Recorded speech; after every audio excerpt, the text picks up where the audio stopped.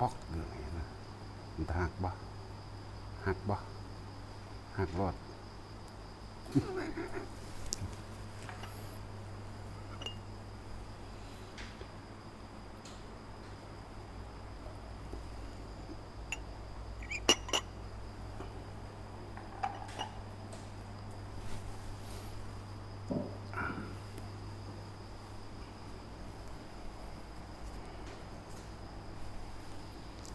สิตอบคำถามเป็นคำถามจิตใจกำเนิดเชื่อแห่งการเกิดของจิตแหลกมาจากไสว่าซ่านเพิ่นว่าเป็นคำถามจิตใจมันบ่แม่นมีแค่นี้เด้ในโลกนี่ถ้าสิเว้าถึงพูดถึงวัฏสงสารอันนี้เวลาเป็นของที่มีค่ามากที่สุดในชีวิตของสัตว์ทั้งหลายแล้วก็สิ่งที่ผ่านมาแล้วที่ว่ามันเนิ่นนานนับวันนับเดือนนับปีนับกับกันนับอสงไขยบ่ได้เพิ่นจึงว่ามันยาวนานเกินไปแล้วก็วัฏสงสารอันนี้และกำเนิดเสื่อเกิดของจิตดวงแรกเริ่มต้นเลยเพิ่นหมายเอาเริ่มต้นเลยเริ่มอยู่ไสความหมายเพิ่นเริ่มแบบใดคือเกิดได้ก็เลยบอกว่ากำเนิดจิตแรกหาต้นบ่ได้หาปลายบ่มีแต่ว่าสิเว้าเรื่องความรู้ของเจ้าของให้ฟังเอาอันนี้เป็นความรู้ส่วนโตเด้อเทียบเอาแค่เริ่มต้นแรกนะ3,584,392 พุทธเจ้าที่เคยพบพ่อพุทธเจ้ามานี่อันนี้หมายถึงว่าเริ่มต้นแรกกับพระพุทธเจ้าโมรีมิ่งรัตนโมรีสัมมาสัมพุทธเจ้านี่คือเริ่มต้นแรกแห่งความเรียกว่าเริ่มสร้างบารมีหรือเริ่มต้นปรารถนาหลังจากนั้นมานี่เป็นพุทธเจ้าองค์แรกที่เฮาเริ่มปรารถนาเป็นเบาความส่วนโตให้ฟังสื่อเราไปเทียบเอาเด้อแล้วก็หลังจากนั้นมาที่เฉพาะตัวเลขนี่ตัวเลขว่า3,584,392 พระพุทธเจ้านี่หมายถึงได้บวชเป็นเอหิภิกขุบวชแบบเธอจงเป็นภิกษุมาเถิดทำอันเราได้กล่าวนี้แล้วเขาก็ก้าวแค่นั้นผ่าเลื่อนลอยมาจากอากาศเลื่อนลอยมาวันนี้ที่เราเรื่องต้นกำเนิดแรกมันมาจากสาเหตุก็เลยบอกว่าเฮาตามหากำเนิดแรกแล้วบ่เห็นเป็นนั่นคือว่าบ่เห็นมันไกลเกินเหมือนกันกับเฮาตามหาที่สุดของท้องฟ้าตามหาที่สุดของอากาศหาอากาศโลกหาหม่องสุดหาบ่มีเด้ใช่ว่าล่ะหาไปเรื่อยกับพ่อตะของเกิดมาเลยคือกันหาไปเรื่อยก็เห็นเจ้าของเกิดแล้วสิไปหากำเนิดแรกของจิตเจ้าของเองบ่มีใช่ว่าล่ะคำว่าบ่มีนี่คือแปลว่าบ่แม่นบ่มีบ่เห็นแล้วก็มันไกลเกินมันไกลจนว่าบ่สมควรที่ต้องไปตามมันเข้าใจว่าล่ะบ่สมควรที่จะต้องไปตามมันเลยต้องหยุดให้คิดเบิ่งเอาเด้อมันจักอสงไขยแล้ว3,584,392 พระพุทธเจ้าองค์นี้บ่นับเพราะว่าเฮาบ่ได้บวชนำหมายถึงว่าบ่ได้บวชเอหิภิกขุเลยบ่นับนี่อันนี้เรียกว่าหาต้นไม่ได้แห่งกำเนิดจิตแรกจิตมาจากไสมันหาบ่เห็นมันเห็นอยู่แต่ว่ามันไปเรื่อยๆนะจาก1ไปฮอดล้านพอฮอด10ล้านเป็นโกดเข้าไปนั่นมันบ่เห็นเลยต้องเลิกหาเลยหยุดนั่นแหละ ที่นี่หลังจากพระพุทธเจ้าโมลีมิ่งรัตนโมรีสัมมาสัมพุทธเจ้ามาแล้ว อาจจะเบาจนจะเอากระโบเจ้าองค์ใดองค์หนึ่งเด้อในบางพัทธรกัปบางสามัญกัปบางมันตะกัปนะมีพระพุทธเจ้าเกิด5 องค์เกิด3 องค์เกิดองค์หนึ่งบ้างทั้งสี่สิเบาโอเคว่าให้พ่อเข้าใจได้ในกับที่แล้วผ่านมาพระวิปัสสีพระสิกขีพระเวสสภูพระกกุสันโธบอกท่านในเมืองกกุสันโธเอา3 องค์นี่ซะเอาเม่นที่กับของพระเจ้า3 องค์นี้เขาก็เกิดขึ้นกันเกิดขึ้นกันบาดนี้มันสิมีแล้วก็สิความหมายเพิ่นจะต้องการเค้นเอาคำตอบเข้าใจว่าล่ะแต่คำตอบก็คือว่าเฮาหาจิตกำเนิดจิตแรกของเฮาหาบ่เห็นเพราะว่ามันคำว่าหาบ่เห็นคือมันหาบ่สุดหาไปเลยเห็นไปเลยหาไปเลยเห็นไปเลยแต่ว่าสิหาหม่องแรกมันหาบ่ได้แหมเพิ่นเอิ้นวัฏฏะมันวนหมุนไปอยู่อันเก่ามันแบบนี้ถ้าพอมีความเข้าใจในอคัญญสูตรเรียกว่ากำเนิดของโลกถ้าคนผู้นั้นได้อ่านได้ศึกษาอคัญญสูตรก็สิเข้าใจตั้งแต่โลกมันมีก็เหมือนว่าเป็นก้อนดินอันนึงน้อยๆซะก่อนเข้าใจว่าล่ะก้อนดินอันนึงเป็นแค่ดินที่ส่วนหนึ่งการเวลายาวนานนับประมาณเท่าไหร่เพิ่นจึงเรียกว่านับอสงไขยไม่ได้ดวงอาทิตย์ยังนั้นมีเกิดจึงเกิดมีน้ำขึ้นเมื่อเกิดมีน้ำขึ้นแล้วจึงเกิดน้ำนี่มันสิห่มดินไว้ซะก่อนเข้าใจบ่นี่น้ำมันสิห่มดินไว้ซะก่อนนี่ห่มไปเบิดรอบจังมาเกิดอากาศธาตุจังมาเกิดความร้อนจังมาเกิดดินน้ำไฟลมผสมกันแล้วจังเกิดมวลดินขึ้นมามวลดินขึ้นมาส่วนสัตวโลกที่เพิ่นว่าจิตนั้นประพัดสอนเคลื่อนที่ไปไหลไปเลยมาเห็นมวลดินที่มันฟูอยู่เหนือน้ำก็เลยต้องลงมาชิมเบิ่งนั่นแหละถ้าจะว่าเอากำเนิดของสัตว์เหล่านั้นมันมาจากไสมันก็บ่ได้แค่นี้แต่ว่าหาไปเลยจนสุดมันหาบ่ได้มันหาบ่ถึงมันหาบ่สุดหมายถึงว่านี่กำเนิดแรกสมมุติว่านี่อันสิว่าจิตนั่นประพัดสอนเคลื่อนที่มาแล้วลงกับเทวดาธรรมดานั่นแหละจักบ่ล่ะเทวดาธรรมดานี่แหละแล้วก็มากินมวลดิน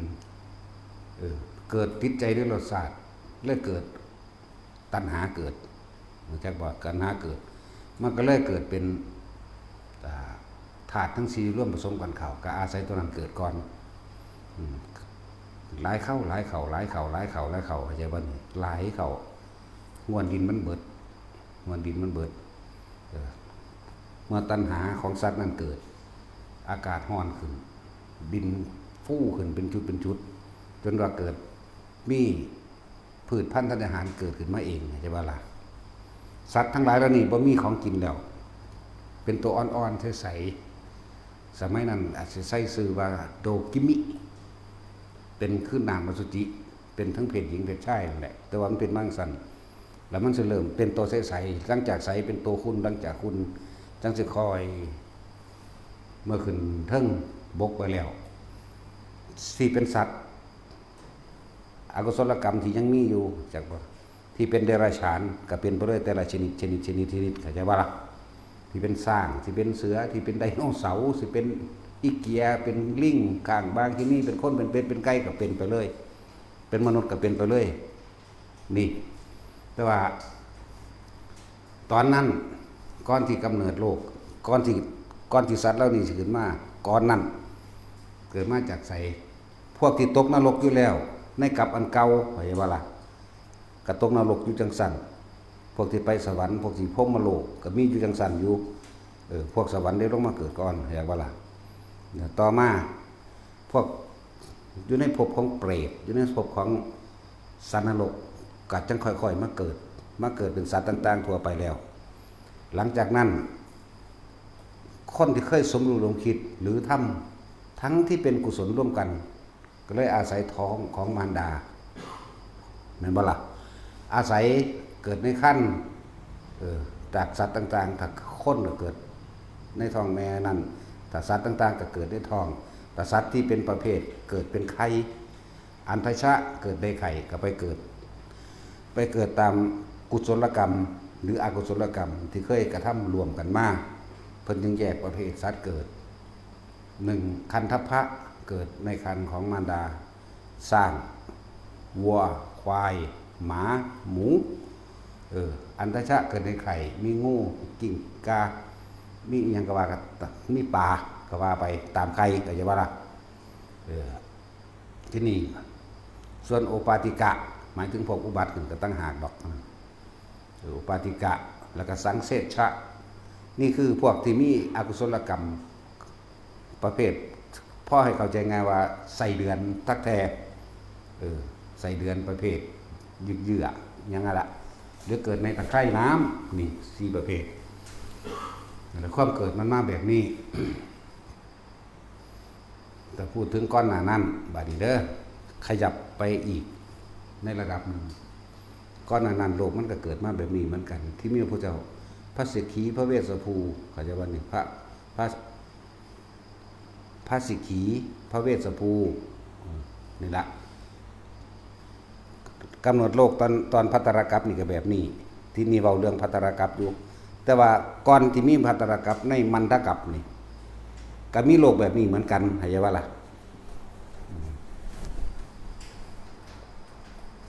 โลกอันนี้มีพุทธเจ้ากับแบบเดียวกันนี่กับอันอาคันจสูตรนะเดี๋ยวนี้ตอนมีพระพุทธเจ้าพระสิกขีพระเวสสภูนี่พระสิกขีพระเวทวิปัสสิสานมัตถุจักขุมันตสะสิริมัตโตสิกขิสปินมัตถุสัพพพุทธานุกัปปโนเวสสพุทธานุมัตถุนี่มีอยู่5องค์6องค์นี่7องค์บ่แม่น6องค์7องค์อะไรใน7องค์นี่บาดนี้กำเนิดโลกกับแบบเดียวกันกับอคันธสูตรต่อมาพุทธเจ้าองค์นั้นองค์นั้นองค์นั้นองค์นั้นบัดนี้มาเหลือสุดท้ายก่อนสิพระพุทธเจ้าพระอันยังอะไรนี่กักุสันโธสิเกิดก่อนกำเนิดโลกตัวนี้สิจะเดินขึ้นมาใหม่โลกนี้ก็มีเรียกว่าอันตทานตรกัปเข้าใจบ่เหมือนกับเฮาเหลือพระพุทธเจ้าอีกองค์นึงก็สิเหลือเป็นอันตทานตรกัปเหลือพระสิริยมิตรไตรบ่ต่างกันเป็นอันเดียวกันบัดนี้เว้าเรื่องพระสิริยมิตรไตรก็ได้หรือสิเว้าเรื่องของพระวิปัสสีก็ได้เป็นอันเดียวกันเด้อคนผู้ทำบุญไว้ก็ไปสวรรค์แล้วแต่ต่างๆผู้ทำบาปตกนรกคนผู้เป็นบ่แม่นเดรัจฉานเดี๋ยวนี้เว้าถึงอันตทานตรกัปเด้อนี่ฟังให้ชัดเจนเด้อเพราะว่ามันเป็นปัญหาอาจินไตยจักบ่นี่เป็นสิ่งที่คนธรรมดาจะไปคิดมันสิเป็นบ้าต้องบ่แม่นคนจังคิดได้ เนาะตัดสินคนที่ไปสวรรค์ก็ไปสวรรค์พรหมโลกไปพวกที่ตกนรกก็ตกไปพวกที่เป็นเปรตก็เป็นเปรตไปอย่างที่ว่านี่แหละเมื่ออีกหลายแสนปีดวงอาทิตย์เกิด1เกิด2เกิด3เกิดเพราะว่าจิตใจความโลภของคนมันหลายขึ้นโลภกับโกรธมันหลายขึ้นดวง2 3 4 5 6ถึง7ดวงโลกนี้สิใหม่บึ๊บแม้สัตว์เดรัจฉานก็ไม่มีแล้วสัตว์เดรัจฉานทั้งเบิดบ่มีเด้ตอนที่มันเป็นอันตทานตรกัปเข้าใจบ่นี่กับเบิดเลยเดรัจฉานไปเป็นเปรตมั่งไปเป็นสัตว์นรกมั่งพวกที่เป็นเทวดาพวกที่เป็นพรหมก็เป็นไปจนว่างมาจากว่าล่ะว่างโลกอื่นๆมีเทวดาขึ้นไปหาพรหมหรืออรูปพรหมมีเหมือนเดิมสัตว์นรกและเปรตมีแต่เดรัจฉานไม่มีแต่เดรัจฉานในช่วงนั้นโลกตัวนี้มันถือไฟใหม่มันบ่บึบเรียบร้อยเบิดเดรัจฉานบ่มีจักโตนี่แหละเลยเพิ่นเอิ้นว่าอันตทานตรกัปโลกนี้ถือใหม่เหมือนกับดาวทั่วไปที่บ่มีสัตว์อาศัยอยู่โดยเดรัจฉานโดยมนุษย์เหมือนกับถ้าสิเว้าถึงว่าเฮาบ่เห็นว่ามีสัตว์หยังที่อาศัยอยู่ดาวอังคารจังซี่เหมือนดาวอังคารจังซี่นะจะเป็นคูรูจังซั่นน่ะบ่มีหยังได้ก็เลยเอามาเทียบ ในมันทกัปกับพัทธรกัปนี่มันทกัปเสื่อมสิ้นไปช่วงนี้เป็นมันทกัปนี่มันทกัปนี่เสื่อมสิ้นไปนี่จังมาเป็นพัทธรกัปเฮานี่จังเป็นกำเนิดโลดโดยอคัญญสูตรโดยอคัญญะอคัญญะมันก็คือมันเต็มบาลีมีหรอกบ่เบาดอกเรื่องบาลีมันลืมละนี่แหละจังว่าพวกเข้าเหลืออีกพระพุทธเจ้าองค์หนึ่งก็จะเข้าถึงสู่ในอันตทานตรกัปเทวดามีอะไรว่าไล่ไปเลยตั้งแต่จาตุมไล่ขึ้นไปจนว่าหอดพูดละอารูปภพอะไรบ้างล่ะอนาคามีก็มีอยู่คือเขาอะไรเขากำลังจะบรรลุของเขาไปเองเป็นกันช่วงนั้นเดรัจฉานบ่มีพอเดรัจฉานตอนไฟใหม่เบิดเลยบ่ว่าสิเป็นให้บ่ว่าเป็นสังเสชะที่อยู่ในระหว่างใต้ดินที่ลึกที่วิทยาศาสตร์ก็ยังบ่อาจสามารถพิสูจน์ได้ทั้งในนั่นน่ะนั่นแหละมันเป็นจังซี่นี่แหละเรียกว่ามันเป็นปัญหาอจินไตยสิไปตามหากำเนิดแรกที่ว่ามันปุดขึ้นมามันปุดขึ้นมาจากไสนี่มันหาต้นไม่ได้เพราะว่ามันไกลเกินที่จะหาเหมือนกันครับพระองค์หนึ่งนั่นแหละที่เพิ่นไปหาที่สุดของโลกก้อนหน้าพระพุทธเจ้าเฮาอีกเด้ดิจักบ่ล่ะก้อนหน้าพระโมคคัลลาสิไปอีกเด้เพิ่นกลับไปอย่างรวดเร็วเด้จิตไปนี่มันบ่ไปธรรมดาเด้มันเร็วกว่าทุกอย่างจักบ่ล่ะตลอด100ปีตายซ้ำบ่เห็นที่สุดของอากาศอาจจะว่าละบาดตลอด100ปีแต่ว่าขนาดความคิดของเฮาคิดถึงบ้านเดี๋ยวนี้เห็นเดี๋ยวนี้ไหมแล้วเพิ่นคิดหาหม่องมันสุดนี่มันเร็วขนาดใดมันไกลขนาดใดแล้ว100ปีแล้วมันสิไกลขนาดใดแต่มือเดียวมันก็ไกลคักแล้วเนาะแล้ว100ปีเพิ่นก็ตายแล้วว่างกายอากาศก็ไปเป็นพรหมไปจังซั่นแหละเปรียบเทียบให้ฟังแล้วเฮาก็เว้าเรื่องส่วนตัวเฮาเพราะว่าบางอย่างมันก็บ่มีในหันเดี๋ยวมันจะเอาพระไตรปิฎกมายันกันอีกเนาะในพระไตรปิฎกก็มีในอคัญญสูตรบัดนี้กะต่อยอดเอาจากว่าล่ะแต่แขนงโดยปัญญาเจ้าของเองเอานำตัวต่อยอดเอาเองเพราะว่าปัญหาเหล่านี้เพิ่นบ่ค่อยตอบนะมันบ่ค่อยตอบเพิ่นเอิ้นว่ามันเป็นอจินไตยถ้าเฮาคิดเรื่องว่าเฮาไปหาที่สุดของอากาศบางๆหาบ่เห็นหนึ่งมันก็เลยเหมือนกันกับเฮาสิหาจิตแรกของเฮานี่เฮาสิไปหาอยู่ไสหาไปก็เจอตลอดเจอการเกิดการตายของเจ้าของเองหาไปก็เจอตลอดหาไปเฮาก็เร็วคือกันล่ะนะเร็วกว่าพระองค์นั้นอีกคุณหาไปก็เจอตลอดนั่นแหละบ่ซั่นเพิ่นสิเอิ้นว่ากูนี่เกิดตายมากูนี่พบพ่อพระพุทธเจ้ามาหลายคัก3,580,000กับ700โกฏแล้วก็มาบวกอีก 3,500 ล้านโกฏพระองค์นี่พุทธเจ้าเกิดยากที่สุดคิดเบิ่งว่าไกลขนาดใดก็ยังไปหาหม่องกำเนิดแรกของเจ้าของก็หาบ่สุดมันสุดบ่เป็นนะนั่นแหละเพิ่นจึงบอกว่าเวลานี่เป็นสิ่งที่มีค่าเวลาที่เฮาสูญเสียมาแล้วมากแล้วตอนนั้นเฮาเกิดตายแบบก็บางชาติก็ไปข้างสวรรค์บางชาติก็ตกนรกอยู่ในหันเลยจนกว่าจะเกิดกลับใหม่อย่างบัดนี้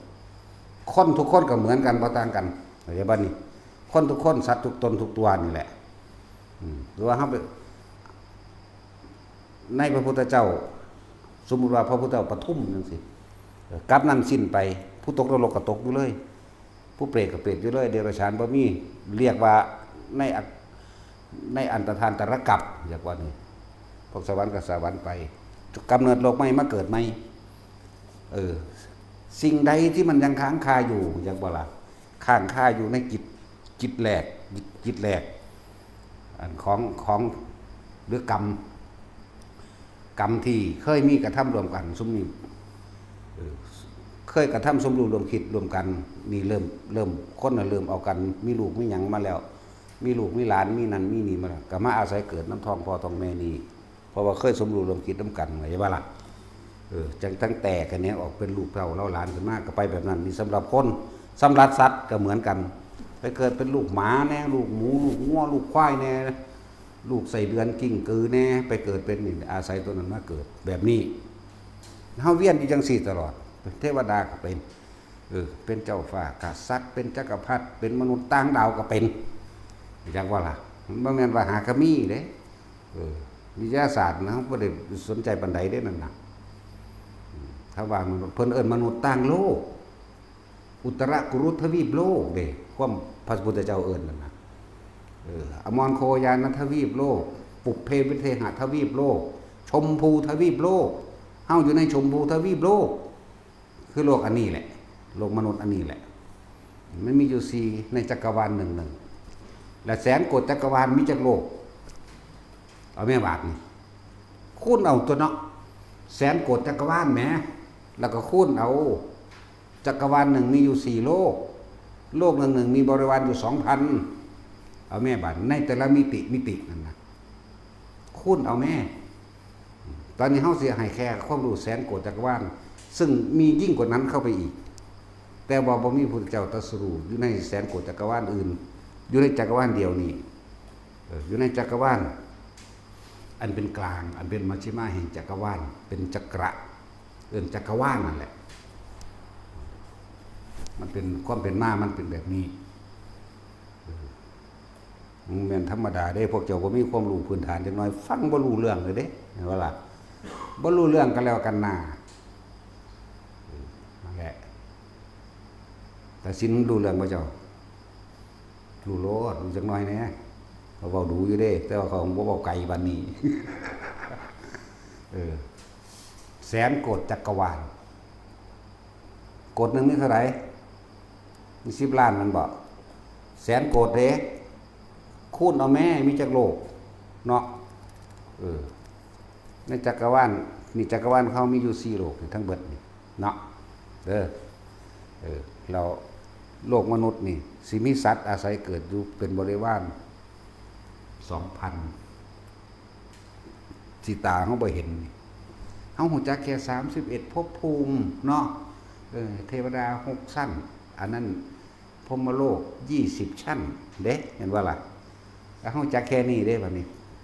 นรกเท่านี้เปรตเท่านี้มนุษย์เท่านี้นึงเด้เฮาสัตว์พุ่งออกไปกว่านั้นอีกมันเกินนั่นจักว่าล่ะเกินความสามารถแต่สิเว้าตามพระสูตรเหมือนพระพุทธเจ้าเอามาสอนเฮาคือดังใบไม้ในกำมือใบประดู่ลายที่เป็นใบกำอานนท์ใบไม้ระหว่างในกำมือแห่งเราตถาคตกับใบไม้ทั่วไปอะไรมากกว่ากันนะโมมันก็ตอบได้ตัวเนาะกันอยู่ในกำมือหน่อยนึงว่านี่แหละที่เรานำออกมาแสดงสั่งสอนพอให้เป็นอุปนิสัยแห่งโมสัตว์ทั้งหลายได้พ้นออกจากห่วงแห่งความทุกข์อันเกิดจากการเกิดการเวียนว่ายตายเกิดบางที่เพิ่นก็เอาเรื่องก้อยนี่สอนขึ้นมานี่ดูก่อนภิกษุทั้งหลายนี่ระหว่างเศษดินที่ปลายเล็บกับดินทั้งโลกนี้อะไรมากกว่ากันตาชินตอบได้บ่ตอบไม่ได้ก็ไปตายซะผูกคอตายเอาเองเด้อไม่ต้องผูกหรอกมันข้าวเดียวมันกระจายขาดคอยเอาเข็มแทงให้มันตายซะโง่หลายก็เลยผู้ใดก็ตอบได้ตัวดินซ้ำนิดนึงไหมเนาะนี่แหละคือเพิ่นสิ่งที่เพิ่นนำมาสอนเพิ่นสอนอริยสัจสี่เพิ่นสอนปฏิจจสมุปบาทเหตุเกิดและเหตุดับเพิ่นสอนอนิจจังทุกขังอนัตตาแค่นี้นี่หัวใจมันอยู่ดีนึงได้บัดนี้เนี่ยหัวใจหรือหนทางเพื่อจะออกจากทุกข์ให้พวกเฮาค้นคว้าใช้ในตนเองวิธีออกเพิ่นก็สอนสติปัฏฐาน4นึงได้แล้วแม่นบ่ล่ะจังซั่นอันนั้นจึงบอกว่ากำเนิดแรกของจิตแต่ละคนมันอยู่ไสเฮาตามหาบ่สุดจักว่าล่ะตามหาบ่สุดบ่แม่นบ่เห็นตั้งแต่ครั้งพุทธกาลมาฮอดนี่ว่าได้ 2,500 นี่มันได้200กว่าศาสตร์แล้วเด้เฮา ตอนนี้มา200กว่าศาสตร์แล้วเด้นี่จากบ่ล่ะอัน2,560เท่าใดแล้วนี่69แล้วบ่เฮาได้200กว่าศาสตร์แล้วเด้เนี่ยเอาแค่นี้ได้200กว่าศาสตร์นี่กระจอกซ้ำนิดนึงปิ๊บจากบ่ล่ะนั่นแล้วเลยไปหาพระกกูสันโธต้นกำเนิดกับมันบ่ล่ะนับไปที่บัดเท่าใดศาสตร์อีกอันนี้แค่พระพุทธเจ้าว่าพระพุทธโคดมเตียเอาเขาเกิดรวมเพิ่นคือกันละนาหังบ่ได้บวชนำเพิ่นจักว่าล่ะจากนั้นมาหลายจากนั้นมานั่นน่ะก็มาได้200กว่าศาสตร์แล้วมันสิเอารายเอาละเอียดสิไล่ไปหยังนั่นแหละเป็นสัตว์เดรัจฉานมั่งเป็นคนทุกข์คนยากมั่งเด้เป็นคนเลวมั่งส่วนมากก็เลวทั้งหมดนั่นแหละมันจังเกิดบ่ดีหรอกเนาะสวรรค์บ่ไปสวรรค์บ่ไปมันเป็นคนเลวมันเลยบ่ไปสวรรค์จักว่าล่ะแต่นั้นมานี่ได้200กว่าศาสตร์แล้วว่าเอาในเน็ตมันได้เท่าใดมันได้218ศาสตร์ล่ะจากบ่ล่ะจากนั้นมา2,569 ปีได้218ศาสตร์จากบ่ล่ะไปสวรรค์หรือบ่ไปเบิ่งซื้อกูบ่อยู่กูอยากว่าล่ะเพราะว่ามันบ่แม่นคนดีเป็นคนเลวเดี๋ยวก็เกิดเป็นนั่นเป็นนี่เป็นนั่นเป็นนี่หมูหมากาไก่สัตว์เดรัจฉานนั่นแหละแต่ว่าผีเป็นเปรตเป็นหยังบ่ค่อยเป็นปานใดดอกอยากบ่ล่ะคือเอาไว้ซะก่อนหยุดเอาไว้ก่อนความเร็วมันบ่อื่นบ่อยากดอกหยุดไว้ก่อนกูก็หัวดีนั่นแหละเว้ยจักบ่ล่ะเนาะบาดสิตายก็เข้าลมหายใจมั่งบาดสิตายก็ส่งชาติมั่งบาดสิตายก็คิดถึงพระพุทธเจ้ามั่งนั่นแหละเว้ยก็สิโง่ปานนั้นบ่ของเพิ่นบอกอยู่มั้ยว่าราชสินถ้าสิตายเจ้าคิดฮอดเมียเจ้าจะไปนรกได้สิบอกไกเด้อนักรบซ่อนกันเด้อีกากูเด้อนั่นแหละแค่นี้ก็218ศาสตร์เด้อเห็นบ่นี่จาก 2,500 กว่าปีมัน 2,569 ปีเฮาได้218ศาสตร์บางศาสตร์ก็ถึง100ปีบางศาสตร์ก็บ่ถึงส่วนมากตายได้54ปี55ปียาวกว่าไปอีกอยู่ใน65ปีตายเกิดเป็นคนทุกข์คนยากสินเช้าให้เช้าหน้า60กว่าปีตายนี่ถ้าได้บวชไปแน่ได้สร้างงานสร้างนี้นั่นนี่เกินไปแล้วกับ80ปีอยู่บ่100ปีมีบ่วะมีอยู่โอ้กูบ่เอากูบ่จักเอาเด้อ100ปีนี่เอาเดี๋ยวนี้ให้ดีตายเลยนี่อยากว่าล่ะแล้วบ่จักเอาแล้วก็คิดเบิ่งดูว่ามันเสื่อเฮาสิไล่จากพระพุทธเจ้าโคดมเฮานี่ไปถึงพระกกูสันโธมันจักปีจักศาสตร์ว่านี่แน่คำว่ากำเนิดโลกกับอันตทานตรกัปนี่จากนี้มานี่มีพระพุทธเจ้า5องค์นี่แต่บัดนี้มีพระเจ้า5องค์โลกนี้เกิดโลกนี้ก็ยังดับเป็นบัดนี้อายุสิยืนของโลกหรือยาวของโลกก็ขึ้นอยู่กับใจของมนุษย์ที่ร่วมกันเหมือนกันกับศาสนาของพระพุทธเจ้าแต่ละองค์มั้ยอายุศาสนาพระพุทธเจ้าเฮาคือน้อยแต่ซั่นอายุเพิ่นก็น้อยเพราะอายุเพิ่นบำเพ็ญขันยากลำบากยิ่งกว่าหมู่อีกอายุเพิ่นกันแค่80ปัดว่าบำเพ็ญเพียงกัน6ปีสิว่าสิสำเร็จสัพพัญญูตญาณนั่นแม่นบ่ล่ะบัดก็มาอายุ80ปีโดย45พรรษานึงอันแสดงธรรมอยู่นี่แม่นบ่ล่ะของพระพุทธเจ้าองค์อื่นเดี๋ยวนี้แสนปีมั่ง 80,000 ปีมั่ง 50,000 ปีมั่งนั่นล่ะ 20,000 ปีมั่งคือหลายแท้บัดพระพุทธเจ้าเฮาคือมาน้อยแต่บัดบำเพ็ญเพียรคือมาบำเพ็ญอุกจักกันก็หมู่แท้นั่นแหละนี่ว่าให้ฟังมันเป็นอย่างที่อาจินไตยอยู่ผู้รู้ก็รู้อยู่ดอก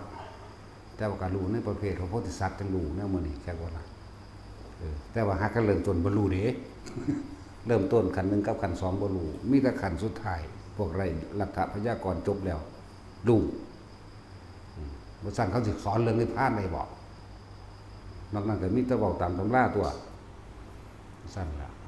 ของเขาเห็นเดี๋ยวมันไปบ่ได้กุศลก็ยังอีกเนาะนั่นแหล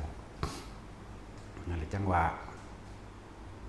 บ่แม่นของง่ายดอกสิมันรู้เรื่องในมื้อนี้การบำเพ็ญอีหยังต่างๆก็มันก็มีของเก่าหนุนหลังนำอยู่นั่นแหละเพียงแต่ว่าเฮาสิต่อถ้ามีผู้ใดผู้หนึ่งเปิดให้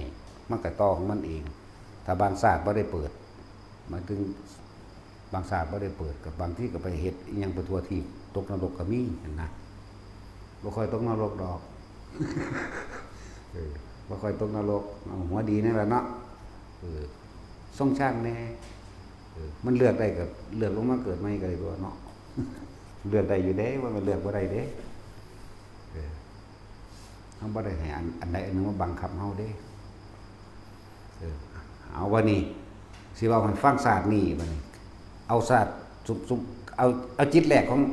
หรือจิตสุดท้ายของศาสตร์นี่สิเป็นจิตแรกของการเกิดของศาสนาต่อไปก่อนที่สิตายเนี่ยเจ้าคิดถึงหยังนั่นแหละจิต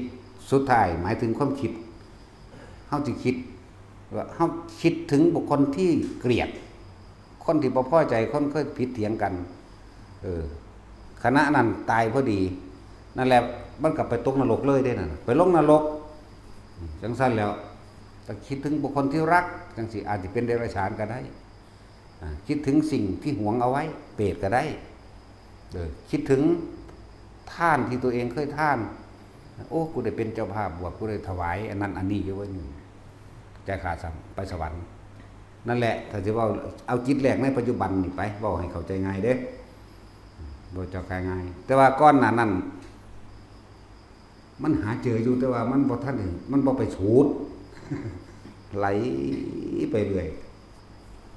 หาเห็นอยู่สัตว์นี่ตกนรกสัตว์นี่เป็นเปรตสัตว์นี่เป็นหมาสัตว์นี่เป็นงัวเป็นควายไหลโอ้ยมันหาหม่องต้นบ่ได้เลยต้องกลับขึ้นมาในปัจจุบันจังว่าล่ะต้องกลับขึ้นมาเฮาบ่เว้าเรื่องผู้อื่นเด้เฮาบ่เป็นเขานั่นบ่ล่ะเฮาบ่ฮู้จักผู้ใดเด้นอกจากตัวเองนั่นแหละบ่ได้คือหลายๆคนที่ว่ากูรู้หมดนั่นแหละซั่นกับมึงรู้เบิดนั่นแหละมึงจึงไปเกิดเป็นเบิดกับสิ่งที่มึงรู้เนาะ ฟังให้ดีเด้อก็พอมึงรู้เบิดทุกอย่างแล้วมึงเริ่มไปเกิดเป็นเบิดทุกอย่างที่มึงรู้ซั่นแหละบ่ต้องรู้หยังดีกว่าเนาะตัดสิน นั่นแหละนี่แหละจังว่าจิตสุดท้ายก่อนสิตายนี่มันสำคัญที่สุดแต่ก็ต้องขึ้นอยู่กับการสังสมมาเรื่อยๆเด้คนบ่เคยเข้าวัดคนบ่ฮู้จักธรรมะบ่ฮู้จักหยังดอกเข้าวัดก็สร้างบ่ฮู้จักธรรมะก็มีจักว่าล่ะบ่ฮู้จักธรรมะบ่จักความจริงบ่จักอริยสัจสี่บ่จักทุกข์สมุทัยนิโรธมรรคบ่จักปฏิจจสมุปบาทบ่จักทานว่าเป็นบุญแบบใดมีแต่ทานแล้วขอแล้วแลกนั่นบ่จังซั่นแหละต้องรู้จักธรรมะต้องรู้จักความจริงของชีวิตต้องรู้จักเหตุและปัจจัยทั้งหลายแห่งการเกิดต้องรู้จักแนวมื้อนี้เด้ไม่ต้องเข้าใจคำว่าธรรมะเป็นแบบใดธรรมะนี่บ่ได้แบ่งแยกสรรพสัตว์ทั้งหลายเสมอกันเบิดบ่ได้แบ่งแยกชนชาติศาสนาบ่มีศาสนาจักบ่ล่ะแต่ว่าที่เว้าเรื่องศาสนานี่เพื่อให้ฮู้วิถีแนวทางในการปฏิบัติตนของแต่ละจักบ่ล่ะของแต่ละความยึดความถือก็ว่าไปเฮาเรียกว่าถือเอาพระพุทธพระธรรมพระสงฆ์เขาถือเอาพระเจ้าเขาจะว่าละบัดเฮานี่บ่ได้สนใจพระเจ้าเฮาเป็นเอาเองเข้าใจว่านั่นแหละคิดเอาเองเด้อบัดนี้จิตสุดท้ายก่อนสิตายนี่ไปคิดถึงบุคคลที่เกลียดอารมณ์เกิดบ่พอใจกับเขาจิตมีที่ตั้งหมายถึงคิดถึงบุคคลที่เกลียดนึกปรุงแต่งอารมณ์ก่อเกิดสิ้นใจปุ๊บจากบ่ล่ะมันเกิดเลยเด้มันไปจุติแปลว่าเคลื่อนที่ออกหรือตายปฏิสนธิอยู่ในภพนั้นภพนั้นเป็นดังพื้นนาอารมณ์นั่นแหละภพก็ดีจากว่าอารมณ์โกรธเพราะอาศัยบุคคลเกลียดที่คิดถึงนี่ปุ๊บพุ่นเกิดในนรกเลยอุบัติขึ้นทันทีอย่างว่าล่ะคือเรื่องโอปาติกะ คืออุบัติขึ้นทันทีใหญ่เลยบ่ได้เลี้ยงอันนั้นเปรตก็ใหญ่เลยบ่ได้เลี้ยงสัตว์นรกก็บ่ได้เลี้ยงใหญ่เลยซ้ำเก่าซ้ำเจ้าของเป็นตอนนั้นนุ่มอยู่หั่นแหละทางเทวดามันนี่เอิ้นโอปติกะคืออุบัติขึ้นเลยอย่างว่าล่ะทั้งสั้นนี่คือกำเนิดจิตสุดท้ายเจ้าสิตายนี่เจ้าสั่งสมความเคยชินจนเกิดเป็นอารมณ์แบบใดจะก็ไปตามนั้นแหละตามอารมณ์ความรู้สึกคิดถึงคนที่เกลียดอารมณ์เกิดบ่แม่นมาเป็นผีนางเฝ้าล่างเด้บ่แม่นมาถ้าไปกินข้าวเคาะลงปุงๆเด้พามาแล้วรับศีลเด้อตั้งแต่มันเป็นคนที่มันยังบ่ฮู้จักตั้งแต่วัดก็บ่ฮู้จักถ้าเว้าเรื่องพระเรื่องเจ้าก็ว่านี่ถ้าพวกขี้ข้านไปหาบวชมันว่าล่ะบ่ซั่นเด้คนจังซั่นบ่สิไปสวรรค์ได้นี่จะไปมหาวิกีเท่านั้นแหละมันว่าล่ะนั่นแหละบัดนี้จิตสุดท้ายของคนสิไปพรหมโลกเป็นจังไดนึกถึงฌานที่ตัวเองได้ในองค์ใดองค์หนึ่งปัตตมฌานก็ได้ทุติยฌานก็ได้ตติยจตุตถะก็ได้หรืออรูปฌานก็ได้นึกถึงลืมร่างกายไปเลยอากาศไม่มีที่สุดก็ไปสู่พรหมโลกอันเป็นอรูปภพมันมีอยู่4สั้นอรูปภพพรหมโลกมีอยู่20แล้วแต่บ่รวมแล้วจักบ่ล่ะยากที่จะไปเกิดในสุทธวาส5สั้นนั้นจักบ่ล่ะยากแล้วอวิหาอัตตปาสุทัสสาสุทัสสีอกะนิตกาพรหมโลก5สั้นยากเพราะมีแต่อนาคามีแปลว่าผู้บ่กลับมาในโลกนี้อีกแล้วผู้หมดกามบ่มีความปรารถนาในรูปบ่ขึ้นเสียงเหลืออยู่อย่างเดียวว่ากูไปนิพพานกูไปนิพพานกูบ่เอาอีกแล้วอยากว่าล่ะมันว่างนิพพานบ่เป็นมันว่างตัณหาของนิพพานบ่เป็นซื่อแต่ว่างก็เลยบ่ต้องไปมันก็ไปทั้งตัวเนาะตอนนั้นแหละแล้วฝึกเอานี่ทั้งว่าดีคือกันมีคนถามนั่นนี่เนาะหลายๆคนสิได้ดูไปหาจุดกำเนิดต้นแรกของตัวเองมันหาบ่พอมันหาบ่สุดมันหาบ่เห็นเพราะว่ามันไกลเกินที่จะหาได้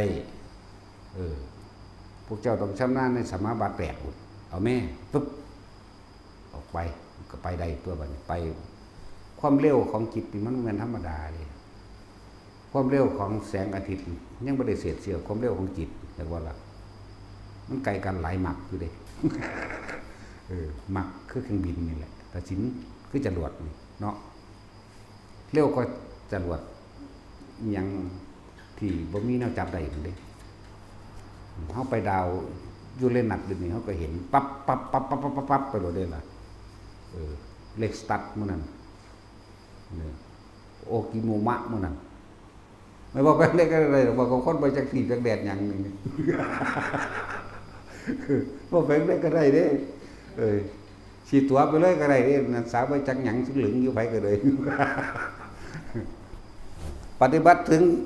ฮู้ได้นำกันก็แล้วกันน่าเอาแม่อันเว้ามานี่บ่ได้ตัวได้นี่บ่สื่อมันมีของมันอยู่แล้ว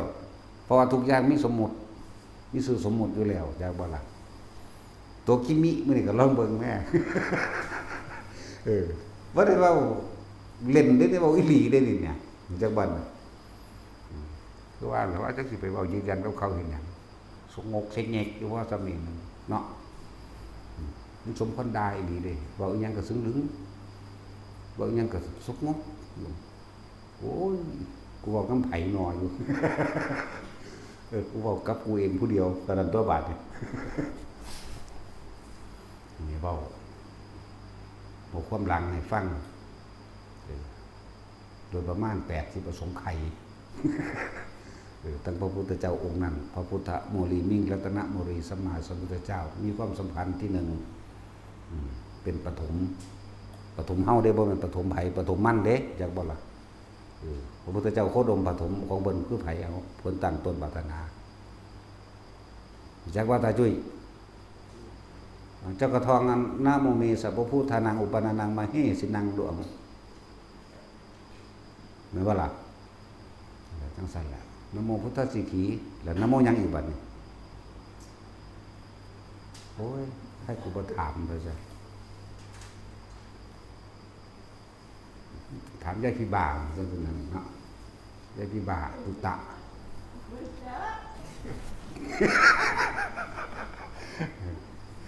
หัวจะซื้อยังเอาน้ำย่ำสมาทานก็ว่าต้องสมาทานน้ำเขาดอกเด้อมันเสียจังหวะผู้อื่นย่ำนามัตถุก็คือกันบ่ต้องบอกเสียงออกมาเสียจังหวะเขาเบิดเอาพี่บ่าเขามาปนมูเป็นสี่พี่บ่าเถ่าหัวบ่หามทั้งพี่บ่าทั้งเสียเส้นอุ้ยเอ็นก็บ่ดีอย่างกับตุตะตุกตักตึกตักไปเห็นผู้ใดกันหลวงพ่ออันคือหายเด่นไหนอีพ่อนั่นแหละอยู่รถบ่ขึ้นอีพ่อเอ้ยโอ้ยเข็นรถก็สะเอิ้นกูไปใส่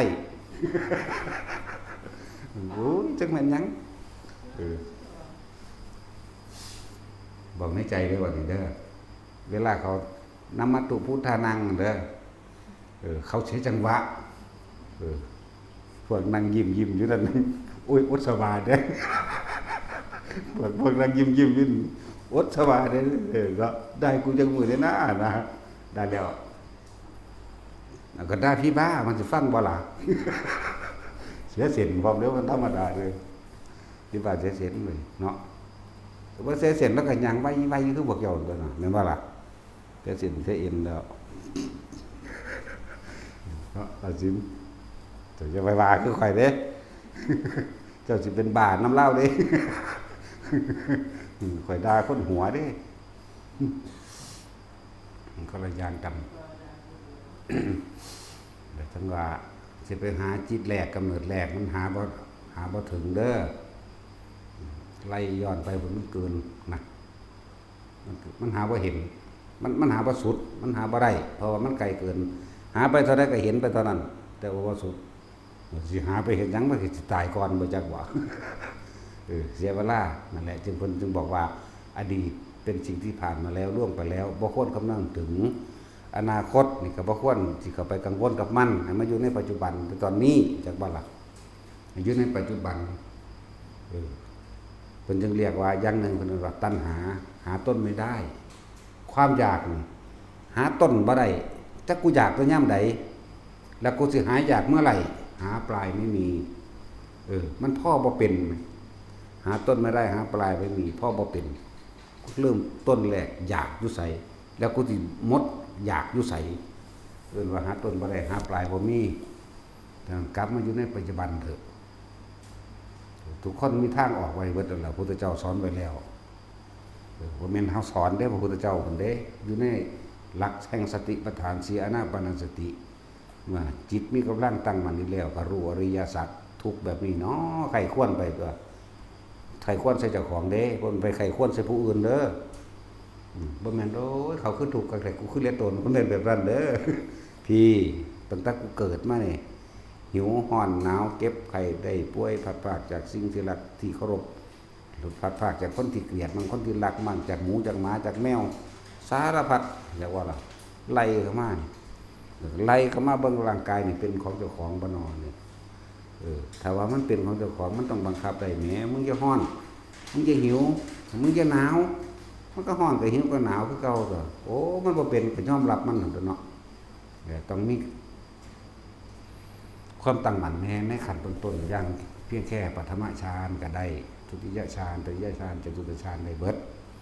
แต่ว่าเขาเวลาเขาเจ้าพิจารณากินเขาเจ้าถอยลงมาเพียงแค่ปฐมฌานนึงนะใช่แหละเขาเจ้าถอยมาแค่นี้ก็พอแล้วนั่นแหละเฮ็ดไปเรื่อยๆท่านทุกองค์บรรลุได้เบิดนั่นแหละคำว่าบรรลุแปลว่ารู้แจ้งจริงๆตามความเป็นจริงและยอมรับความจริงความจริงคือประสบการณ์จริงชีวิตจริงเจ้าของเองนี่ร่างกายนี่บ่เป็นของเฮาบังคับบ่ได้เข้าใจบ่ล่ะหิวร้อนหนาวเจ็บไข้ได้ป่วยแล้วก็แก่ชราลงไปแขวปวดหัวงอกผมโลนเนี่ยบ่ก็ยอมรับมันตัวสุดท้ายเฮาก็ต้องตายนี่ว่าแน่เวลามันลงสู่ความตายมันเวอะเลยเด้มันสบายๆมันเป็นบ่มีความย่านความตื่นเด้สบายๆมีแต่ย่ำใดมันสิตายงอเด้ต่างกันเด้แต่ก็ต่อมาก็จังเบิ่งความคิดเจ้าของเองว่าก็หาเครื่องอยู่ ให้ตัวให้ความคิดหาความจริงให้ตัวจิตหาเครื่องอยู่ตัวเลื่อนวิหารธรรมมันความเลื่อนแห่งใจมันก็ว่าไปหาเครื่องอยู่ของเฮาเอาไว้หน้าผากไว้หัวนี่นะลุงนางอยู่บนหัวนี่นึกน้ำนิ่มนวลนี่นั่นแหละเฮาก็หาเครื่องอยู่จิตมันก็ตั้งมั่นมันชินกับการบ่ไปประสาทเรื่องนั้นเรื่องนี้กับการเป็นคนบ่เรื่องมากเรื่องนั้นเรื่องนี้เพราะว่าเฮาเห็นโทษ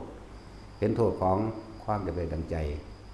เห็นโทษความยึดมั่นถือมั่นนั่นแหละอยากได้ดังใจก็ดีเห็นโทษของการบังคับผู้อื่นจะให้เป็นจังซี่สิไปบังคับผู้อื่นหยังตัวเองยังบ่อาจสามารถบังคับได้แม้กายตัวเองแต่แท้ยังบ่บังคับได้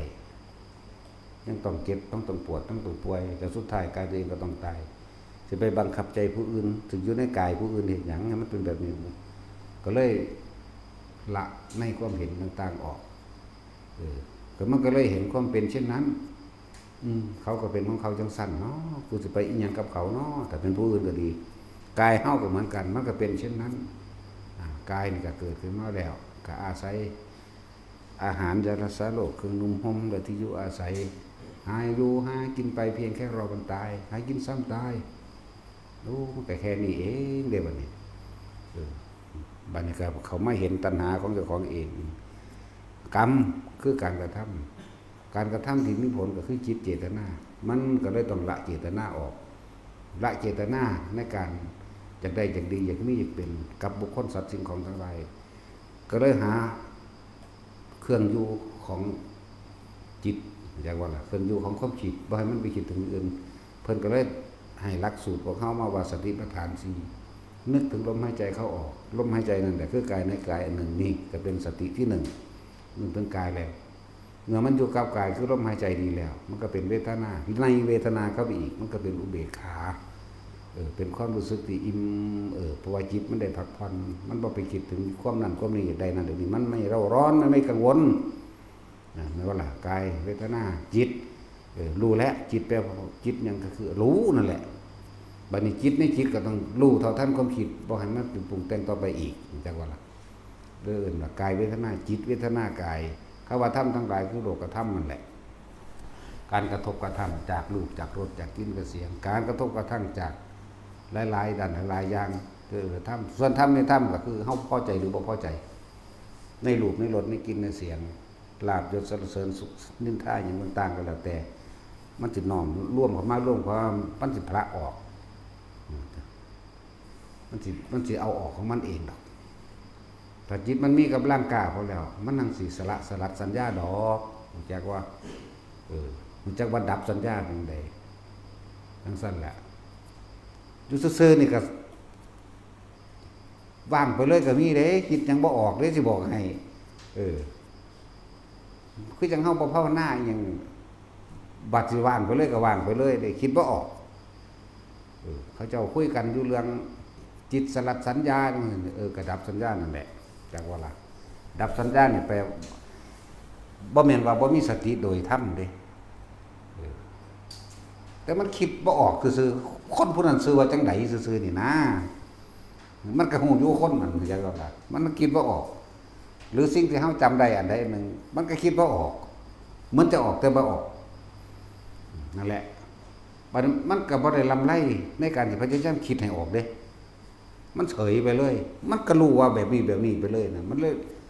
ยว่างไปเลยแต่ว่าว่างแบบรู้โอ้ยไปเว้าถึงเรื่องจังซี่เนาะแต่ซั้นนี่ก็ยังได้สิเซาเทศอยู่หามื้อนี้มันว่าตัดสินนั่นแหละมันที่อยู่เหนือผู้รู้เข้าไปอีกอันนี้จักบ่อันรู้นี่รู้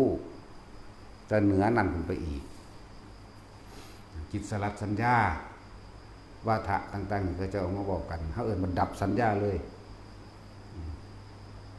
ดับสัญญามันคิดว่าออกเลยแต่ดับสัญญาแล้วเวทนาก็เฮาเอิ้นบางที่ก็ยังเอิ้นว่าสัญญาเวทิจนิโรธไม่ใช่การเข้าไม่ใช่เข้าไม่ใช่ออกเพียงแต่ไม่นำเข้ามาคิดนึกปรุงแต่งความรู้สึกเกิดขึ้นไม่ได้กระดับทั้งตัวเว้าอยู่เรื่อยๆได้ล่ะศัพท์ที่เขาเจ้านิยมใส่กันจิตสลัดสัญญา เห็นว่าล่ะอยู่ซื่อๆกับปึ๊บโอ้ยจังสิวางได้แล้วเนาะให้มันเป็นก่อนเถอะนะไผเป็นไผเถอะนะอันนี้เนาะเฮาเว้าอยู่แล้วเว้าได้อยู่แล้วเฮาเป็นไหมเป็นแบบนั้นไหมคิดหยังบ่ออกเลย แต่ว่าในตอนที่มันเป็นมันบ่พยายามสิคิดเด้อันเพียงแต่ว่าเนี่ยมาบอกให้ฟังว่ามันคิดหยังบ่ออกจักบ่ล่ะตอนที่มันเป็นปุ๊บมันก็อยู่ซื่อๆเลยมันบ่ได้มันรู้ว่ามันอยู่ซื่อๆมันรู้ว่ามันคิดบ่ออกพร้อมจักบ่ล่ะหนังสือทุกเล่มที่อ่านมาจำได้เบิดแต่ว่าบัดมันเป็นมันบ่ได้จักโตตั้งแต่นะโมมันก็จำบ่ได้นะโมตัสสะมันก็ยังว่าบ่ได้แม่ธรรมดาบ่ว่าสิดับไปเลยแต่ก็ดับไปเลยเห็นบ่คือยะถาจังซี่เป็นหยังเฮาสิว่าได้บาดมันดับไปเลยมันดับไปเลยเรียกว่าล่ะเคยเป็นอยู่เด้ล่ะยะถาวาลีวหาไปเลยดับไปเลยบอกผู้อื่นว่าต่อ แน่ก็เป็นได้ล่ะคือพาพวกเจ้าอุทิศบุญบัดดับก็ดับไปเลยได้นั่นน่ะห้องใส่ตัวไปเลยโอ้ยว่าเองเป็นแน่ ตอนนั้นตัวมันต่อบ่ไปจักว่ามันแปลกประหลาดอยู่ล่ะแต่ผู้ใดเป็นแล้วก็คือเข้าใจผู้ใดได้เข้าความรู้สึกนั้นเป็น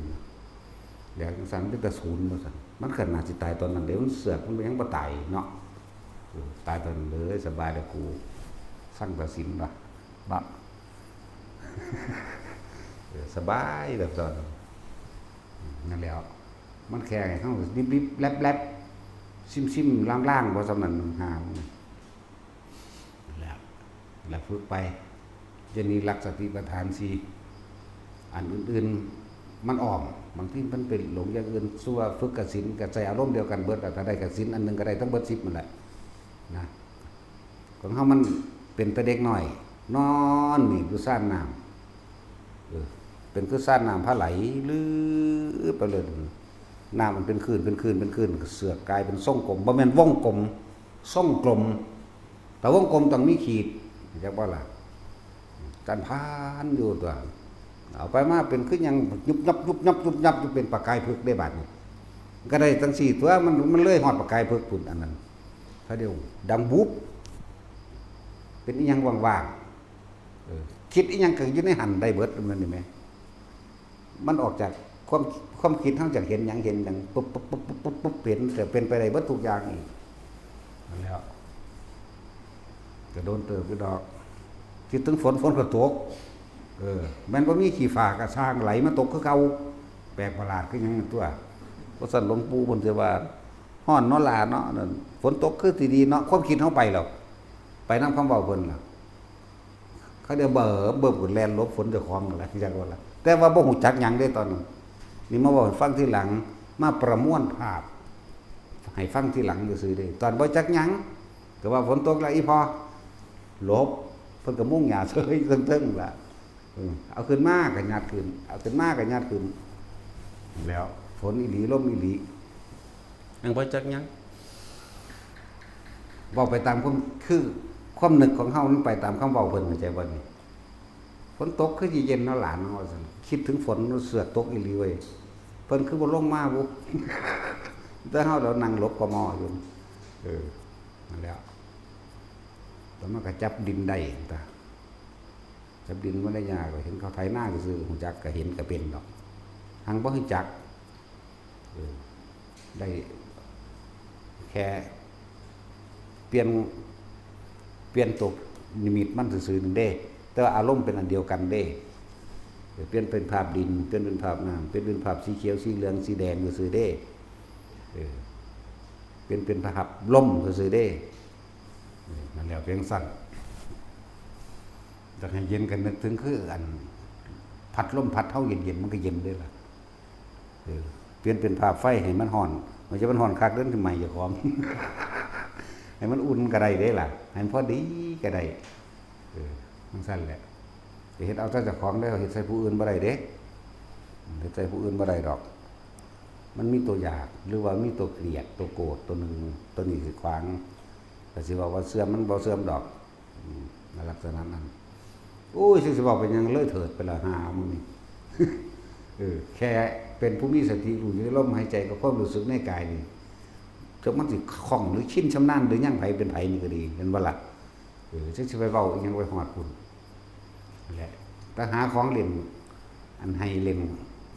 เฮ็ดกระดาษออกจากผ้าเฮ็ดปากกาเฮ็ดก้อนหินเฮ็ดไม้เฮ็ดขวดน้ำเฮ็ดตัวเองออกจากผ้านี่ก็ยังเฮ็ดทันได้อยู่เนาะแต่ช่วยเฮ็ดตะของออกจากผ้าได้หรือยังเราผ้าห่มบ่เรื่องหยังบ่ทันออกอันแนวอื่นออกอยู่แม่นบ่ถ้าตัวเองออกจากผ้าได้แล้วจับอารมณ์ออกจากผ้าจะทะลุห้องได้จากทะลุห้องได้ทะลุเสาไม้ทะลุต้นไม้จากทะลุต้นไม้ทะลุภูเขาจากกำหนดที่ไปใส่ไปได้เลยนั่นคือเป็นวิธีอีกอันหนึ่งคือเฮาเอาอาการปิติอย่างใดอย่างหนึ่งมาใส่ให้ซื่อๆเด่นเรียกว่าเอายอดมันมาใส่ให้ปรับเอาอาการปิติมาใส่ให้พวกอันเห็นตัวเองลอยขึ้นมื้อนี้ให้ใส่อุปงค่าปิติจังซี่มันพอแต่เดียงดังซื่อบอกหานี่ก็ได้ ขึ้นตะขาก็มี ขึ้นอยู่ครับก็เลยขึ้นหยังขึ้นตะขาว่าซั่น มันเดียงก่อนว่าซั่นโอ้ยอีแม่สวยว่ะ สู้เฮ็ดจับอารมณ์นั้นบ่เป็นบ่อยู่นะคือว่านั่นแหละเขาก็อยากได้เขาก็อยากเป็นมันเลยบ่เป็นถ้าบ่อยากเป็นมันจังเป็นเด้อยากได้บ่ได้บ่อยากได้จังเป็นเด้มันแตกอยู่เด้นั่นก็จังว่าให้ว่างให้มันเป็นวิธีมันน่ะถ้ากันฝึกคือเล่นโลดเฮ็ดจังได๋ความคิดเฮาก็บ่ไปฆ่าไผดอกเว้ยเข้าใจบ่ล่ะมันก็เป็นศีลอยู่ในหั่นเป็นฌานอยู่ในหั่นเป็นสิ่งที่เป็นกุศลอยู่ในหั่นแหละแล้วเครื่องเล่นคืบแขนมื้อนี้คืบข้อมือมื้อนี้เบิ่งกำลังจิตตัวเองมีบ่พวกไปอันสวด100จบพันจบแสนจบสวดไปโลดแต่บ่มีกำลังจิตกำลังฌานเข้าใจว่าล่ะผู้เขาเจ้าเป็นเขาเจ้าเหลียวเบิ่งซื่อๆก็ได้แล้วจักบ่ล่ะที่ว่าเขาเจ้าสิเฮ็ดเป็นอันใดอันหนึ่งในการป้องกันนั่นน่ะเขาเจ้าเหลียวเบิ่งซื่อๆตาเฮาว่าเหลียวเบิ่งอยู่แล้วพี่ตัวนึกเขาเจ้าเข้าไปแล้วเขาเจ้าอัดกำลังฌานเข้าไปแล้วจักบ่ล่ะคือพระหยังแน่ล่ะคือเป็นไปเบิกน้ำไว้ท่วมบ้านคนมันก็ยังเฮ็ดได้จังซั่นตัวจักสิวางได้ลืมแล้วพระพุทธเจ้าบ่แม่นพระพุทธเจ้าหรอกเพิ่นก็เพิ่นสงสารคนที่เคยใส่บาตรใส่นั่นให้เพิ่นนั่นแหละน้ำมันท่วมรู้หลายเพิ่นเลยใส่กำลังจิตของเพิ่นนั่นน่ะในภาพเขาก็เขียนไว้ว่าไปดื่มของน้ำมันบ่แม่นแนวนั้นเพิ่นนั่งอยู่หม่องใดก็ได้เพิ่นแค่ใส่ความคิดนึกไปมันใส่ความรู้สึกไปมันก็น้ำบ่อาจสามารถที่เข้ามาท่วมได้แต่เว้าอย่างนึงพอได้เห็นรูปภาพนี่คือพระพุทธเจ้าเฮาเดินจงกรมกับอันหน้าที่กัสสปะขยะกัสสปะนะว่ากัสสปะโคตรนะจะดินสามพี่น้องนะฝนตกน้ำท่วมมาพุทธเจ้าเพิ่นก็ใส่กำลังของเพิ่นเองนั่นแหละก็เดินจงกรมดินไงทวนอยู่เพิ่นก็ขี่เรือมาเบิ่งโอ้กวนน้ำท่วมตายแล้วยังอยู่นอกเลยกระสร้างกังใส่ก็บ่เป็นอรหันต์คือกูดอกเพิ่นน่ะบ่เฮ้ยธรรมดาบ่เพิ่นก็ลอยขึ้นไปถึงอากาศซะติไปเดินจงกรมตั้งหัวเขี้ยขี้ดินใส่หัวเพิ่นติบาดนี้เจ้าคิดหยังค่อยฮู้เบิดนั่นแหละพุทธเจ้าว่าแต่ก็บ่ยอมรับความจริงเจ้าหนีความรู้สึกตัวเองบ่ได้ยอมรับอยู่แต่ว่ามานะทิฏฐิเพราะว่าตัวเองก็มีลูกศิษย์หลายจังซั่นจังซี่ย่านเสื่อมเสียลาภสักการะก็เลยยอมเว้ยเพิ่นก็เอาขี้ดินตัวขวดใส่หัวเอากัสสปะโคตรนะบ่แม่นพระมหากัสสปะเด้จะดินสามพี่น้องนะจักสิวางได้แน่ผู้แรกสิวางได้ว่านาทีบ่ฮะอุลุเวลาเนี่ยอุลุเวลากัสสปะจังเป็นหน้าที่กัสสปะขยะกัสสปะเนาะสั้นแล้วลืมเดียวธรรมดาเด้เพราะว่ามันธรรมดามันเลยลืม ท่องได้เบิดเด้พระไตรปิฎกแต่ประหลาดเดี๋ยวนี้บ่ได้เลยบัดสิเว้ามันก็ขึ้นมาให้เว้า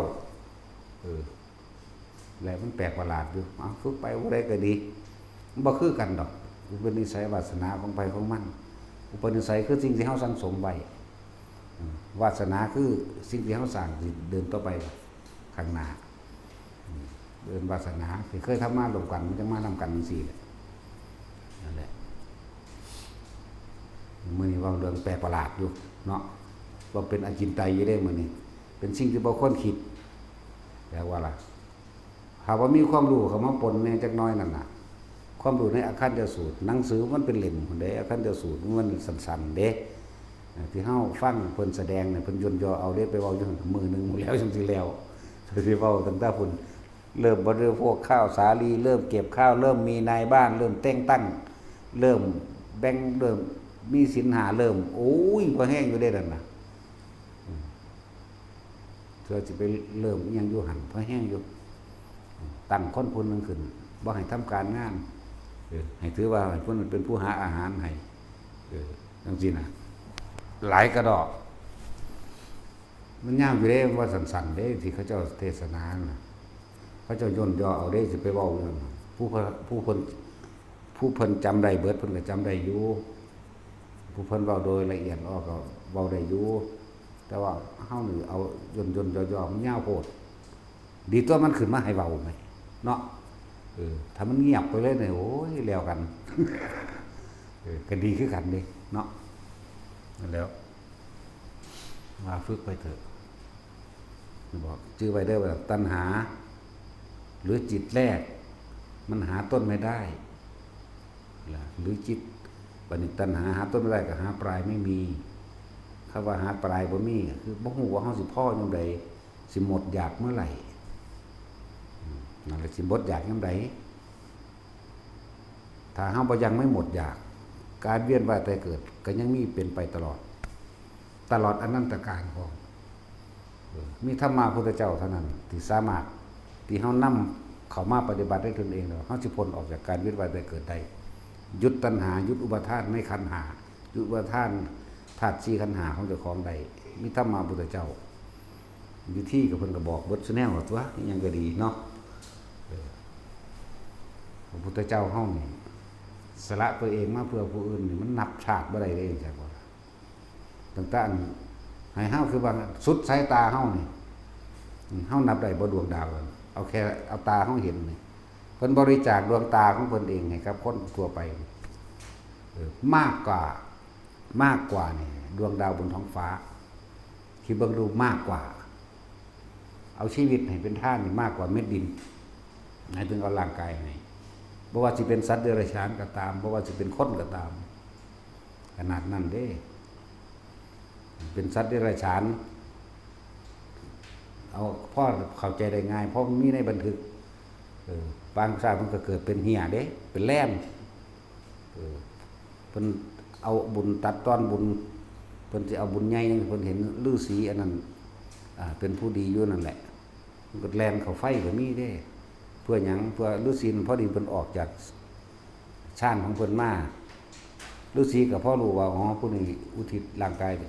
เพื่อเป็นอาหารให้เฮาก็กินให้อยากว่าล่ะบางชาติก็ถึงฤาษีขี้โกงอีก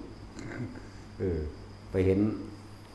ยังละเอาค้อนฟาดเอาซ้ำก็มีหังบ่ได้หรอกบ่ได้แดกฤาษีขี้โกงคานกับเทวทัตนั่นแหละที่เป็นไป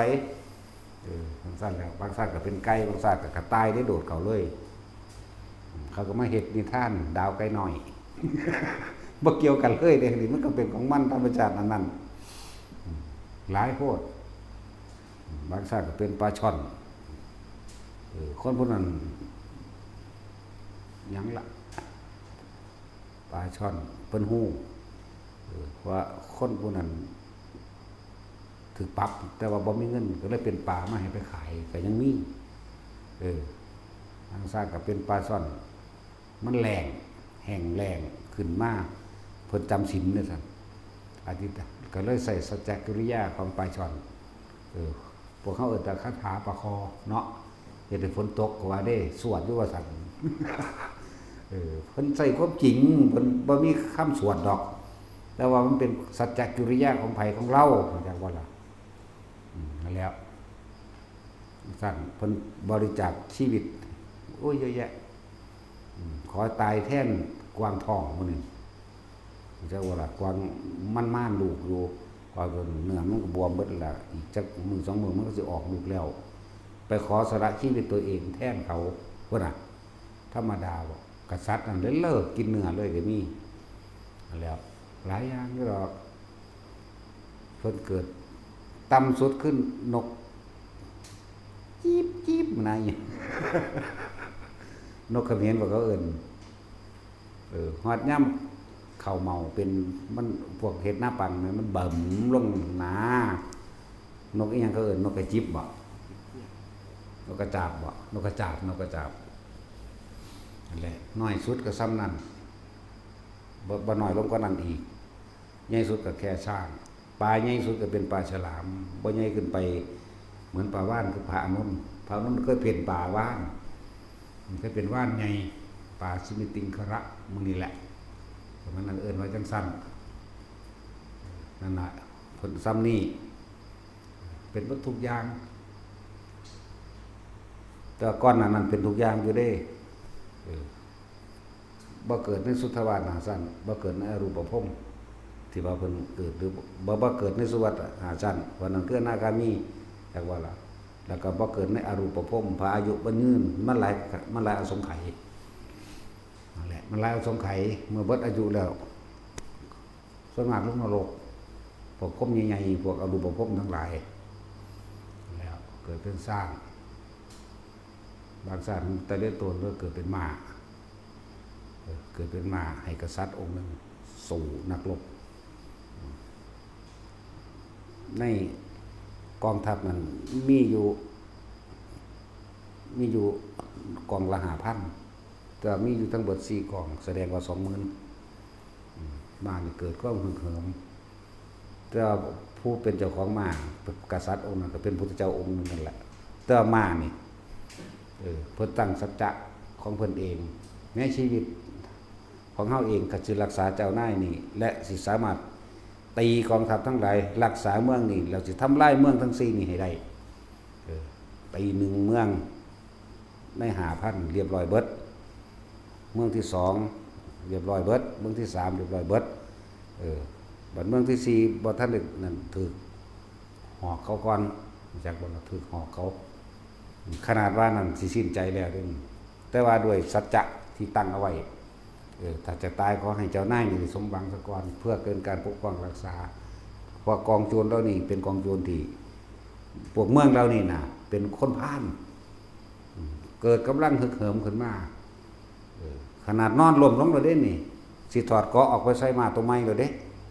ผู้เป็นกษัตริย์องค์นี้นั่นแหละกษัตริย์องค์นี้แต่ว่ามานึกถึงคำอธิษฐานจิตแห่งตนเองเกิดเป็นกำลังขึ้นมาเห็นบ่เกิดเป็นกำลังอันเกิดจากทั้งเป็นกำลังแห่งบุญญาฤทธิ์ทั้งเป็นกำลังแห่งสัจจะมันร่วมกันเลยสายญาณขึ้นมาบอกให้เจ้านายขึ้นหลังอีกเจ้านายขึ้นหลังจนวาสนะทั้ง4เมืองนี่ได้แล้วนั่นแล้วก็เอิ้นว่าบรรลือสีหนาฏหรือบอกถึงชัยชนะตัวเองแล้วก็หมู่ใส่ขาใส่ตีนของเจ้านายผู้นั้นเจ้านายผู้นั้นน่ะสิเป็นพระพุทธเจ้าปทุมมุตระนั่นแหละเจ้ามาตัวนั้นคือพระพุทธโคดมเฮานั่นละประมาณนั้นแหละเว้าเรื่องไกลมันก็ยังเว้าได้อยู่เด้เรียกว่าล่ะคนเฮาถ้ามีสัจจะแล้วก็เอาทำเป็นใหญ่ทำกันได้ชนะทั้งเบิดส่วนมากคำว่าเอาทำเป็นใหญ่เด้นี่มันเอาโลกก็ทำเป็นใหญ่ถ้าเขาติเขาว่าเขานั่นแน่ใจอ่อนน้ำเขาพระเฮานี่ภิกษุสงฆ์เฮานี่ตั้งใจใส่ในถ้ำโลดอย่าไปย่านอยากว่าล่ะถ้าบ่มีถ้ำแพ้เบิดแพ้แก่ใจของแพ้แก่กิเลสตัณหานั่นแหละคือต้องเอาถ้ำเป็นใหญ่เอาความจริงเป็นใหญ่แม่นตายก็ต้องเอาใส่เข้าใจว่าล่ะมันก็ตายอยู่กับเก่าตัวมันบ่เอาใส่หยังก็เลยเนาะนั่นแหละจึงบอกว่าให้แนวทางหรือให้ขอคิดซื่อๆเด้เฮ็ดไปเฮ็ดก็สร้างเด้บางหันตัวไผตัวมันเนาะพระเฮาถ้าบ่มีถ้ำไปบ่รอดจักว่าล่ะถ้าบ่มีถ้ำบ่มีวินัย ถ้าชาวบ้านชาวเมืองเขามาใส่เขามากำหนดกฎเกณฑ์เฮาเฮ็ดนั่นนี่ให้ยึดหลักพระวินัยให้ยึดหลักธรรมแหมบ่แม่นนั่นไปยึดในอันพระครูเจ้าคณะอำเภอเจ้าคณะตำบลเจ้าคณะจังหวัดเจ้าคณะภาคตายภาคนี่จังก็ว่าบ่แม่นไปยึดแนวมานั่นพระพรหมพระลาภพระสังฆราชหรือพระหยังก็แล้วแต่อย่าไปยึดในตัวนั้นเด้ยึดธรรมจังว่าล่ะความจริงอย่างไรเป็นเช่นไรเนี่ยเอาตามเช่นนั้นพระวินัยมีไว้แล้วเฮาก็เฮ็ดไปตามพระวินัยเฮ็ดไปตามพระวินัยแล้วมันก็ถึงธรรมของมันเองธรรมและวินัยนั่นแหละคือศาสดาจังว่าก็เฮ็ดตามนั่นแหละสิไปย่านแม่งยังภาษาคนเนาะนั่นแหละถ้าภิกษุนักบวชบ่ยึดธรรมและวินัยเนี่ยไปบ่รอดจังว่าล่ะชาวโลกเขาตำหนิติเตือนหรือผู้มีอำนาจใหญ่ไปด้านกฎหมายบีบเจ้าคณะตำรวจตำบลจังหวัดเห็นว่าหันโลกเขาติเตือนจังซั่นจังซี่ตัวของบ่มีความรู้ในตัวของเองเลยบ่อันบ่ซั่นบ่ยึดธรรมเลยบ่บ่ยึดพระพุทธเจ้าธรรมและวินัยเป็นหลักบ่ไปยึดตำแหน่งหั่นบ่ย่านเขาสั่งปลดนี่ก็โอ้ยมันตายแมงเบิดละไปก็เลยเนาะปลดกูออกจากนี่แน่หน้าพวกยังกูมีตำแหน่งเห็นบ่ตัดสินบ่มีหยังเลยเฮาเป็นพระบ่มีศีลบ่มีอีกผู้มีศีลคือฮิปโปพอผัวเล่าซื่อว่าตัดสินบ่มีหยังเอาทำอะไรวินัยเป็นใหญ่จังรอดเด้อมาอ่อนแอเยาะๆแยะๆบ่รอดจากบ่ล่ะย่านตั้งแต่เขาตำหนิติเตือนตรวจสอบพระวินัยตัวเองแล้วตรวจสอบธรรมแล้วบ่มีผิดอย่าย่านอย่างบ่ล่ะโอ้ยเกิดมาตายบ่แห้งแล้วเนาะไปอ่อนแออีหยังกับแนวมองสั่นเลยนี่แต่เฮาสละเฮาบ่ได้หยังแล้วมันบ่ยากเลยกูบ่เงิดแล้วถ้าเห็นเป็นหยังโลกถ้ามันพอใจมันก็ว่าดีถ้าบ่พอใจมันก็ว่าเลวโอ้ยเอาเถอะหน้าเอาทองคำให้มันมื้อละแท่งมื้อละ10แท่งละ10 บาท10 บาทซุมื้อก็สร้างมันบ่ว่าดีดอกมันจะว่าล่ะซั่นตัวสิไปสะอ้อนหาแม่หยังเนาะผู้เดียวนี่ล่ะกูนี่สิเนาะกับเพิ่นก็ได้โอ้ยแน่บ่ต้องย่านเขาว่าใส่บาตรให้กินดอกกินข้าวผีก็ได้เด้ก็บ่ได้เงินเด้เนาะแม่นบ่ล่ะบ่ได้กินข้าวคนกินข้าวผีก็ได้ตัวยากหยังก็กินมาแตะเก่าตัวข้าวผีเนาะตัดสินฝึกหัดปฏิบัติไปประสบการณ์ในป่าแต่คนตั้งใจเอาทำอะไรไม่ได้เป็นเนี่ยจริงๆมีก็แล้วกันผู้เพิ่นค่อยปกปักแนะนำทางให้มีก็แล้วกันน่ะจักบ่ล่ะอันนี้มันย่านแต่อันฝนตกลมกูสิป่วยอะไรโหยมันทั้งนี้ให้มันโสใส่ซะก่อนเถอะหน้ายังก็เลยเรื่องลึกลับซับซ้อนจักบ่ล่ะพระ 2,000 กว่าปีก็มีตัวเลยฮอด 2,000 กว่าปีก็ยังมีได้แล้วนี่หุ่นอยู่กับพระพุทธเจ้าองค์เก่าก่อนก็ยังมีได้แล้วนี่แหละให้คนตั้งใจฝึกนักบวชทั้งหลายนั่นน่ะถ้าจะเอาดีซะดีเอาให้มันตายอย่างว่าล่ะเอาตายก็ใส่ตายก็ว่าไปอันคนโอ้ยเป็นเบาหวานอันคนว่าโอ้เป็นโรคระดับดีโรคยังมันก็ตายคือเขาผู้บ่เป็นเขาก็ตายอยู่มั้ยเนาะคือบ่ปืนใส่รถเฮ้ยศูนย์ว่ะปืนใส่เลยตัวตรวจสอบทั้งวินัยแล้วเหมือนเขาติดตำหนิหยังก็สร้างในพระวินัยบ่มีบ่เฮ็ดนำเห็นบ่ล่ะบ่เป็นไปตามความจริงโดยธรรมบ่เฮ็ดนำตัวจังซี่ล่ะเฮ็ดไปแบบนี้ตัวไปเถอะนะประสบลมรู้ไหมมองใดมองหนึ่งมันทั้งนี้ดอกพระในดงในป่าเพิ่นสิซอยดอกนี่ให้แนวทางให้กำลังใจจักบ่ล่ะไม่บ่เห็นบ่เว้าเด้ 3-4 องค์หมดได้ก็เห็นมานี่จังว่าทางใดบ่กวนคือหยังนี่เด้ตะสั่งคือหยังนี่ถ้าเอิ้นไปหาแล้วกันบ่เว้าหยังจังซั่นแหละมันทั้งนี้ดอกแล้วติดขัดอีหยังมันทั้งนี้ในหั่นแหละบ่ได้ลึกลับอีหยังเลย ขอให้เอาความตายแลกเอาให้มันตายเขาจะว่าเดินนี้มันตายเท่าหน้าแต่ใจของบริสุทธิ์เพื่อจะค้นหานิพพานไปแห้งแล้วจักว่ามันสลบลงมันเพิ่นมันเป่าเอาดอกปูดปูดเห็นว่าตายสิ้นก็เสกเงินได้อีหลีไว้เห็นว่าเฮ็ดหยังก็สิเสกเงินเลยบูจกเบิ่งยังได้อีหลีเนาะแปลกว่าล่ะเอาสะท้อนเก่าล่ะให้เจ้าเอาไปค่าน้ำมัน 5,000ผู้หนึงมาขออีกเดี๋ยวเสียก่อนพูดเอาได้อีกเสยนะเป็นนึงนี่นะเอาสัพพทานจะเว้าน้ำมูแล้วเขาเสียจังหวะ